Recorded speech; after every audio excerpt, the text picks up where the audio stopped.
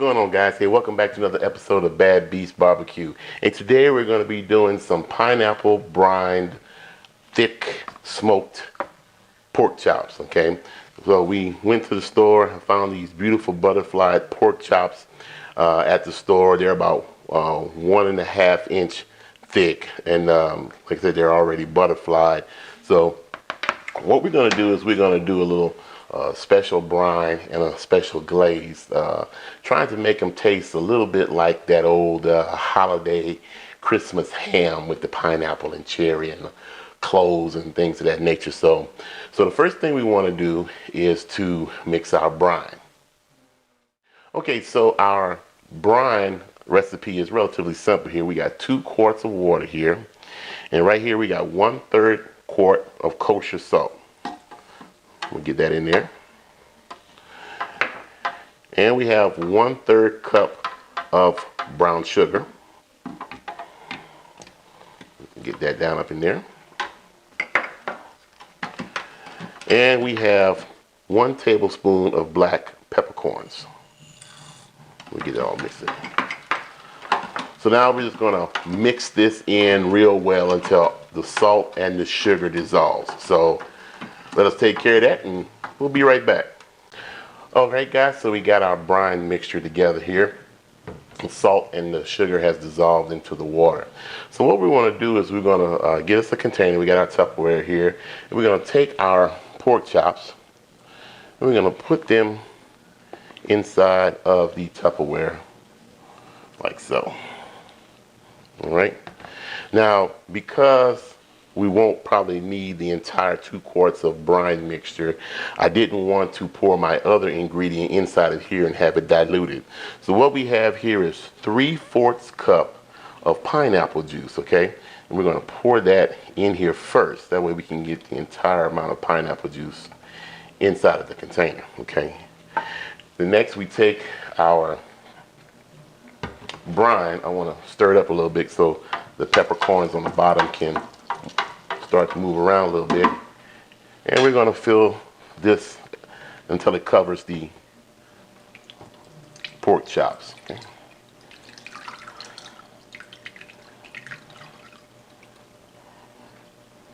And there we go. And we did almost use it all. We still got a little bit left. So, all right. So we're going to top our pork chops up like so. And we are going to brine these for 18 to 24 hours, okay? So we're going to put these in the fridge, and we'll see you tomorrow out on the deck at the grill. Don't go nowhere. All right, guys, so our pork chops have been marinating in the refrigerator for about 18 hours now. And we're going to go ahead and pull them out. Now, normally you would rinse your brine off of your meat to kind of remove as much as that exterior saltiness, but since I'm going for that salty pork ham type flavor, we didn't use pink salt to actually cure it. All I'm going to do is pat these dry. So I'm going to remove these from the brine and get these patted dry. And you can definitely smell the pineapple juice. What I'm hoping is as the salt added moisture to the pork chops, it also took in some of the pineapple juice to add that extra layer of flavor that we're looking for this cook.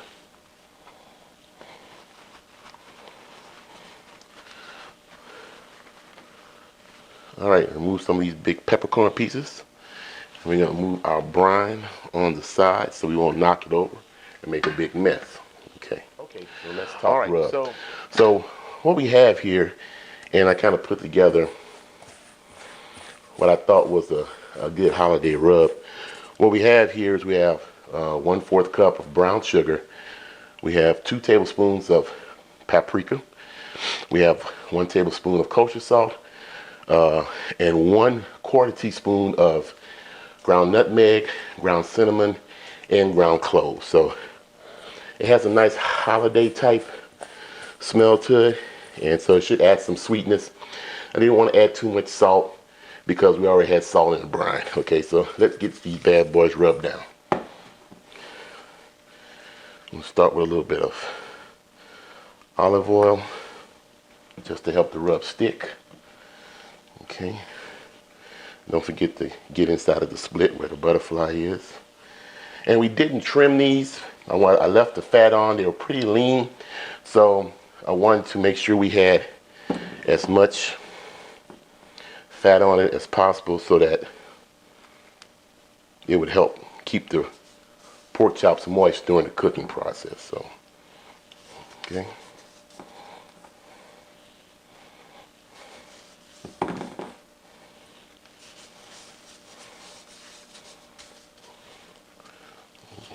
Let's get inside these crevice here. Make sure we got that and on the outside.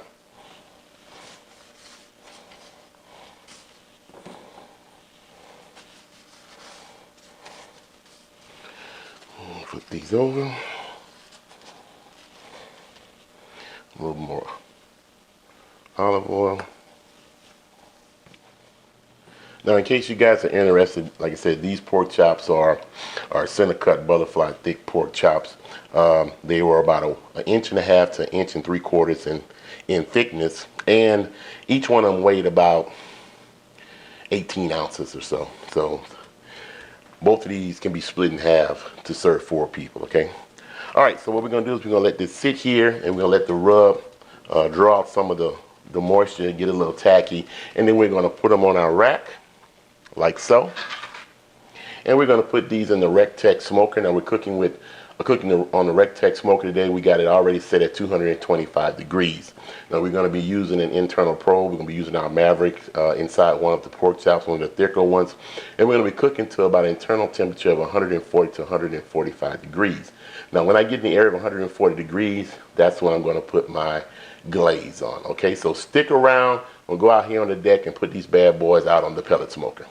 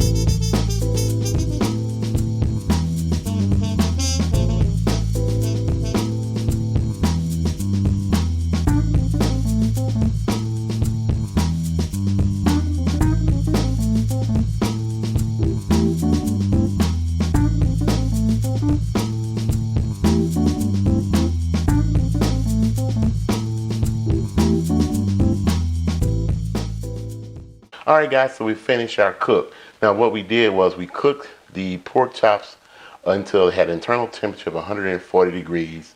We pulled them and we put our glaze on them of a mixture of brown sugar and mustard, just like we would do if we was doing a honey glaze, a Christmas ham or something, where we normally put that mustard and brown sugar glaze on it with the pineapples and the cloves and everything like that, and put it back in the oven and let it glaze over. So that's what we did.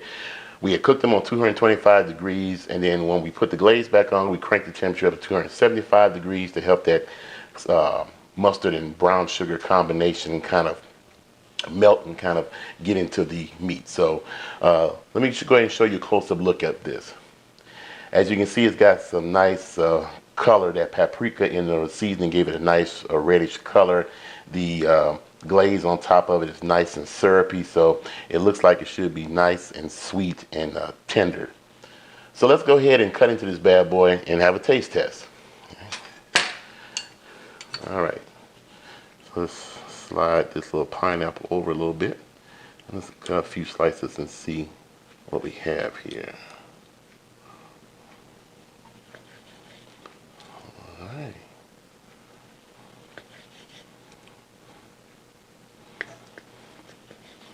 All right. So there we have it.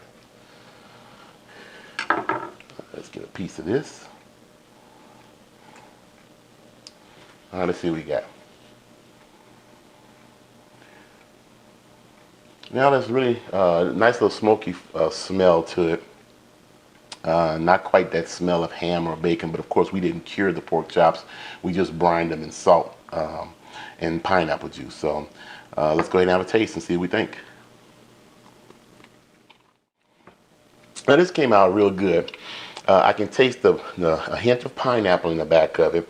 The brine works very well. It tastes almost like a piece of ham, not quite, but almost like a piece of ham. So maybe a little bit longer extended brine time would have cured it a little bit more, put a little bit more salt into the meat and give you that more salty ham-like flavor. But I can taste a hint of ham-like flavor in it.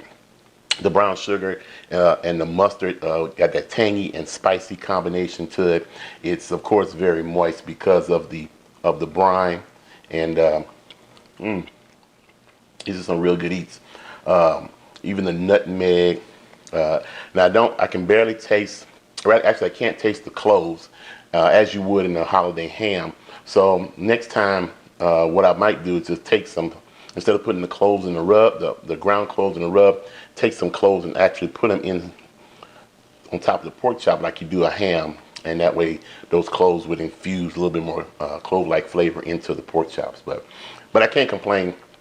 All in all, this is going to be fantastic. What I plan on doing with these is slicing this bad boy up, putting it in the fridge or in a vacuum sealed bag and food saver, and cook this with breakfast tomorrow morning with some eggs and grits and things of that nature. So, well, that's all we have time for tonight. You don't have to cook this on a Rec Tec pellet smoker, although the Rec Tec pellet smoker is an ideal piece of equipment. So if you're in the market for one, check out those guys at Rec Tec Grills. They have some great equipment. But you can cook this on the Weber or whatever smoker, or even the oven. Just cook it on 225 degrees until the meat gets up to 140, 145. Glaze it down, put it back in there at 275 for about 30 minutes or so to allow the sugar and the mustard glaze to melt over. So, well, that's it. Like we always say, where there's smoke, there's fire. If it's fire, then damn it, there just might be a barbecue there. See you guys around the smoker.